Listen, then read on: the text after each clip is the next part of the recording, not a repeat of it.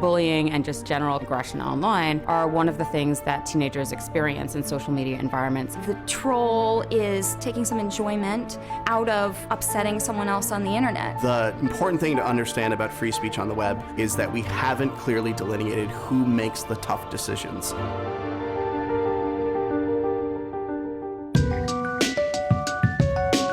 We find that cyberbullying is a very popular buzzword. Sometimes we see bullying going on Facebook walls. We see nasty comments, arguments within comment sections, but we find that young people often don't categorize a lot of online aggression that goes on as bullying. Often they'll refer to it as drama. It's easier for young people to blow off stuff that goes on online to minimize its impact on them. There's a term called the online disinhibition effect, which says that people are less inhibited online because they can't see the person that they're talking to. And there really is the sense of that protection of anonymity that allows people to give rise to these sort of aggressive speech acts. But on places like Facebook, where every identity is tied to a real name, there's still a lot of aggressive speech acts. So I don't think it's as much about anonymity as it is about the distancing fact of the computer screen in front of you. Online and offline bullying are often part of the same social dynamic, that somebody who's getting bullied face-to-face in the hallways of school may also be experiencing aggression online. For most young people, face-to-face bullying is more stressful and has more emotional weight than quote-unquote cyberbullying. And focusing just on cyberbullying ignores a whole range of other dynamics online that young people might find really difficult and really hard to deal with. The tragic cases of teen suicide are really complicated. We do know that in a number of these cases, the young people involved had asked for help and they weren't supported. So rather than telling teenagers they shouldn't be putting content online, I think it's about supporting young people in their day-to-day lives. It's not just about regulating their online behavior.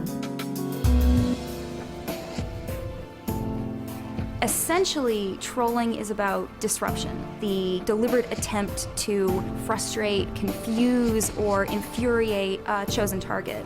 It can run the gamut from redirecting someone to an absurd image or video clip, for example, Rick Astley's Never Gonna Give You Up, all the way to going after the friends and family of murdered teenagers, and everything in between. In the mid-2000s, trolling began to take on a specific subcultural connotation for self-identifying trolls, and the hotbed was 4chan's B-board. Self-identifying trolls claim to be motivated by what's called lulz, a corruption of laugh out loud. It implies amusement at the laughed at victim. Trolls believe that nothing should be taken seriously. If you take something seriously, then you deserve it. One of the most problematic forms of trolling is memorial page trolling. They'll post incendiary materials onto the Facebook RIP pages devoted to the recently deceased. This is 3 days after the accident. I'm trying to organise a funeral with a 15-year-old girl. Destroyed us. I went and made a new page because that's terrible for anybody to do to anyone that's passed away. Other trolls are implicitly critiquing media narratives surrounding these deaths, specifically people who are regarded as grief tourists, so strangers to the deceased who post condolence messages on the Facebook pages. A lot of memorial page trolls are targeting those people. When I first found out that Travis passed away, I just couldn't stop laughing. The troll is able to set the rules of the game, set the tone of the game. It is fundamentally asymmetrical. But that courtesy is not extended to the target. The target does not get a say. It is often very upsetting and very problematic and arguably very damaging. But it also has the potential of opening up dialogues that otherwise wouldn't be opened up. And regardless of what the troll is actually trying to accomplish, it has the ability to make people think. So what do these behaviors mean? What do they say about the culture out of which they arise, and how does this fit into a larger cultural realm? The internet has been an amazing development for free speech in general. This has toppled governments, this has helped elect presidents. But anytime you give anyone the ability to speak, there's always the chance that they could abuse that ability.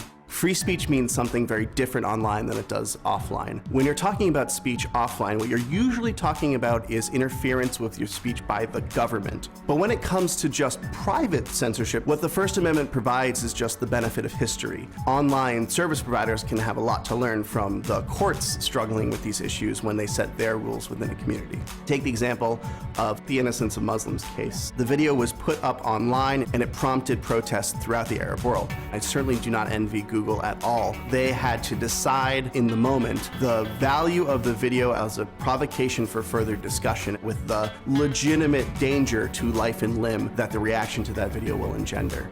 There's this weird fiction that equates free speech with speech without criticism. That is not only wrong, it's somewhat antithetical to what the First Amendment is all about. I think the most productive solution will always be making people understand how their words affect you. So solutions on anonymity have to recognize that the people we're trying to protect by forcing people to reveal their true names online are often the people that are speaking anonymously online. Think of the kid who is gay and is in a high school where that revelation would lead to physical abuse for him. You can take the example of a victim of domestic violence.